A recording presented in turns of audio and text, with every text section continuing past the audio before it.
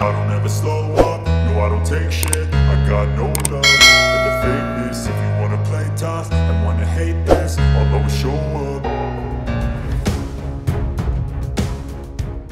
Why Russia is so determined to capture Bakhmut.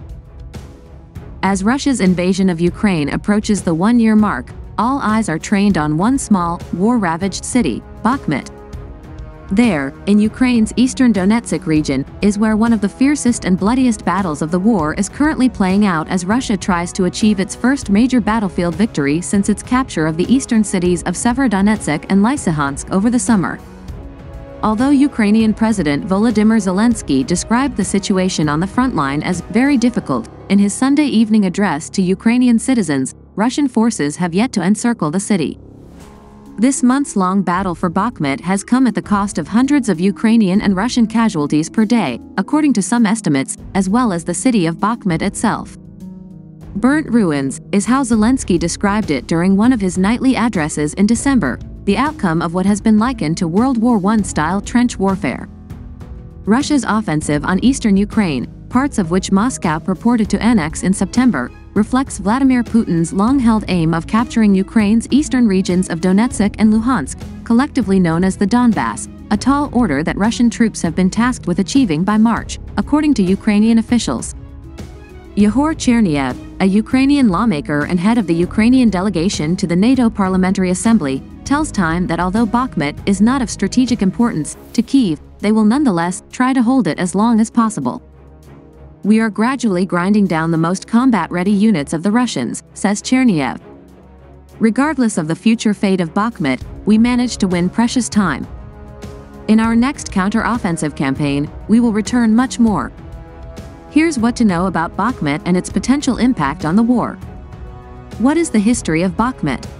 Before Russia's invasion of Ukraine, this small city was home to a salt mining industry, a non-ferrous metal plant, a winery, and more than 70,000 people. Though it takes its name from the Bakhmutovka River, it was renamed Artyomivsk during the Soviet era, which stuck until 2016 when its original name was restored as part of Ukraine's decommunization effort. For residents of Bakhmut, their time on the front lines didn't begin in 2022, but in 2014, when fighting ensued between Ukraine and Russian-based separatists in the Donbass.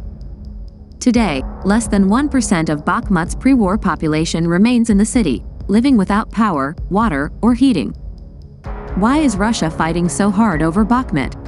If Moscow's aim is to seize Donetsk and Luhansk by the spring, then capturing Bakhmut could be an important stepping stone in its eastern push.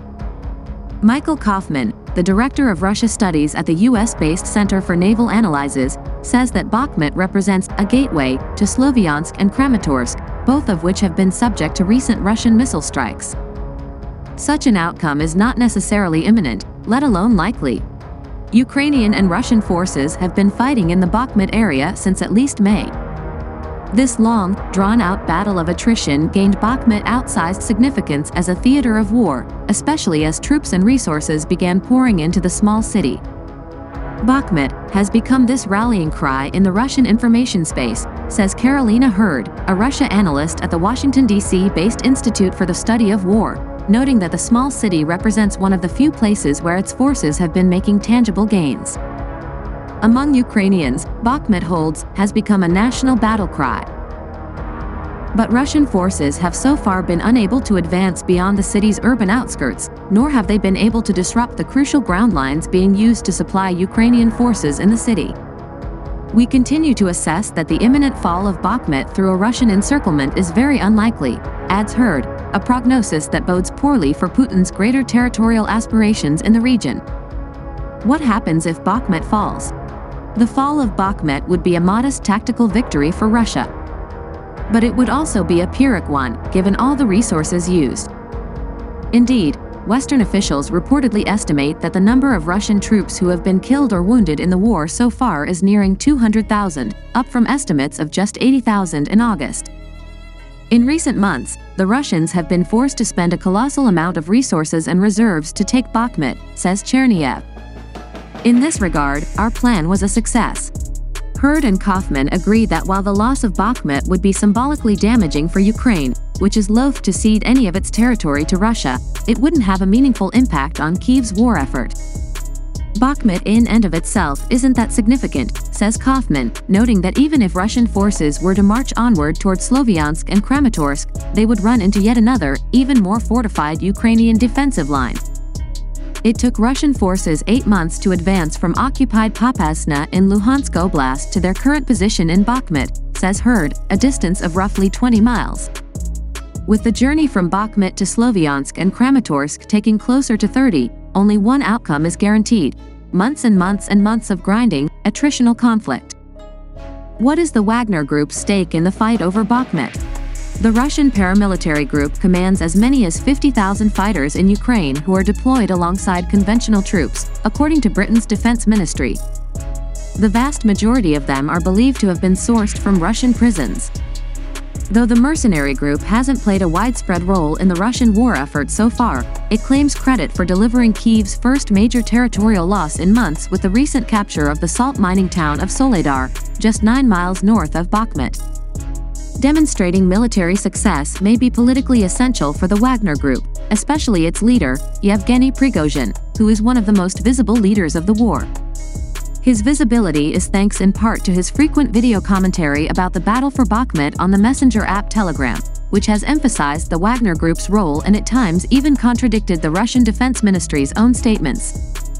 In a January interview with Time, Denis Korotkov, a former journalist for the independent Russian newspaper Novaya Gazeta and current investigator for the London-based Dossier Center, argued that it's essential for Prigozhin to continuously show that the Wagner Group can deliver wins, especially because Prigozhin is unpopular with other Russian dignitaries. Any defeat could lead to the loss of Putin's goodwill, said Korotkov.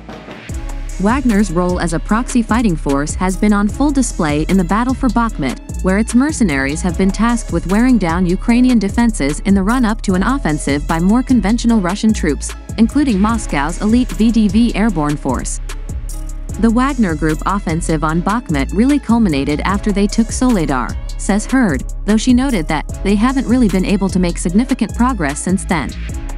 U.S. officials estimate that at least 4,000 Wagner mercenaries have been killed and a further 10,000 injured in Soledar and Bakhmut.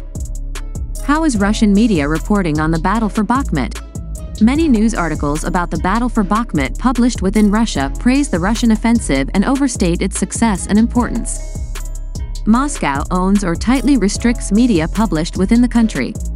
Many of these articles say, for example, that Russia launched the special military operation in Ukraine to liberate Donbass and defend it from the Ukrainian military.